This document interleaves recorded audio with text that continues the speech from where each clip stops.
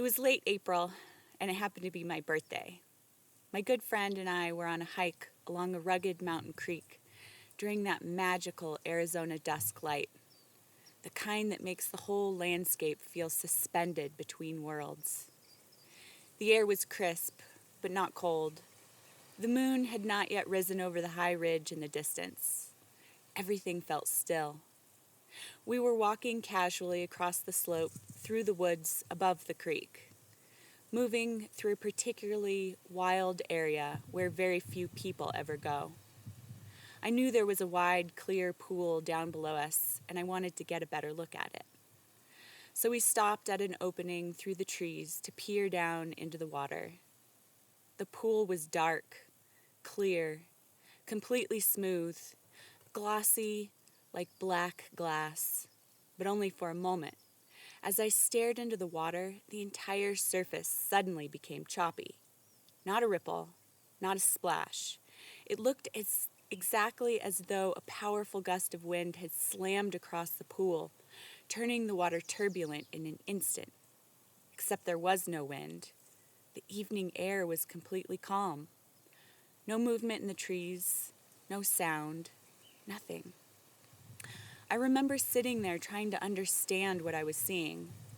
And then, just as abruptly as it started, it stopped. Within seconds, the pool became perfectly still again.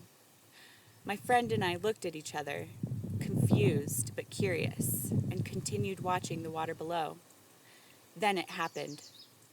Out of nowhere, a ball of fire flashed through the pool from one side to the other, instantly. My friend and I turned toward each other with the same expression of complete disbelief. And then the flaming orb swam back across the water to where it had first appeared. The first time it had vanished near the shoreline, but this time it didn't disappear. It began moving through the dark water, swirling and weaving from shore to shore. And then there were two. Another orb of flames emerged from the same place the first one had appeared. And suddenly, the second flame began chasing the first. At that point, we were just staring in absolute shock. The two fire beings moved through the pool like they were playing, like they were dancing. They circled each other gracefully through the dark water, darting back and forth in smooth arcs and spirals. And sometimes they would leave the water entirely. They would rise above the creek bank and fly onto the surrounding rocks, short flames trailing behind them before flying back into the pool again, over and over, round and round. I remember standing there with my mouth open, completely overwhelmed by what I was witnessing. And then I started to cry. Because after a lifetime of reading myths and old stories about fairies, spirits, nature beings, ghosts, and things beyond ordinary human perception, for the first time in my life, I felt something I can only describe as confirmation. Not proof in the scientific sense, but something deeper. A realization that there are truly mysteries in this world that most of us never experience, or maybe never allow ourselves to experience. In that moment, I became intensely aware of how limited human perception really is, how little we actually understand, and how much may exist beyond the narrow boundaries of what we consider possible. The fire orbs had started their strange game with frantic, excited energy, but gradually their movement slowed. Then suddenly, one of the flames left the pool and never returned. The remaining orb continued moving through the water, alone for another few minutes before it too disappeared into the darkness. And just like that, it was over. I felt an overwhelming sense of gratitude for what I had witnessed that night. Over the years, I've only shared this story with a handful of people. Not because I doubted what I saw. I never have. But because experiences like this are difficult to talk about. A lot of people stay silent about strange encounters because they're afraid of being judged or dismissed or labeled as crazy. But there's one more part of this story that I think matters. Years after that first encounter, I returned to the exact same pool. It was the same time of year, the same time of day, that same beautiful twilight settling into the canyon.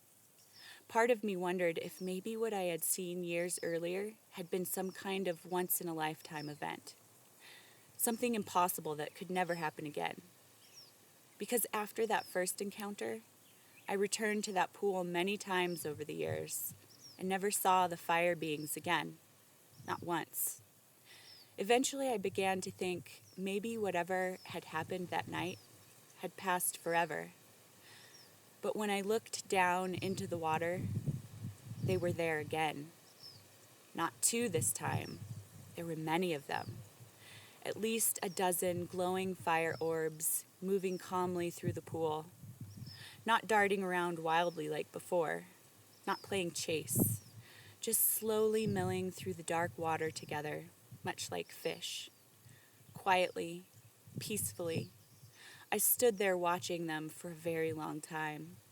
And eventually, when I finally left and walked back into the trees, they were still there, meandering silently through the pool in the fading light.